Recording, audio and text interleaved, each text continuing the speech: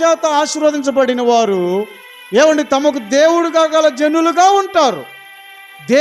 తమకు దేవుడుగా గల జనులుగా ఉన్నవారు మొట్టమొదటిగా వారిలో దేవుడు చేసిన గొప్ప మహత్కరమైన కార్యం ఏంటంటే క్షమింపబడిన వారు.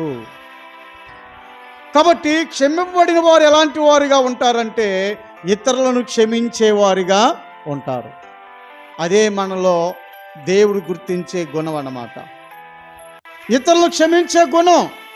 ఎందుకంటే మన విస్తారమైన పాపాలు దేవుడు క్షమించాడు కాబట్టి ఏమండి ఈ అల్పమైన మన ఎదుట చేసే ఎదుటివారి యొక్క దోషములు మనం ఏం చేస్తామనంటే హృదయపూర్వకంగా క్షమిస్తామో అప్పుడు చివరాఖరికి దేవుని దృష్టిలోనికి వెళ్ళిన తర్వాత ప్రభు మనల్ని ఏం చేస్తాడంటే అదే రీతిగా మనల్ని హృదయపూర్వకంగా క్షమించి ఆయనుండు స్థలములో మనలను కూడా ఉండనిచ్చటానికి గొప్ప ఆధిక్యతను దేవుడు కలుగు చేస్తాడు.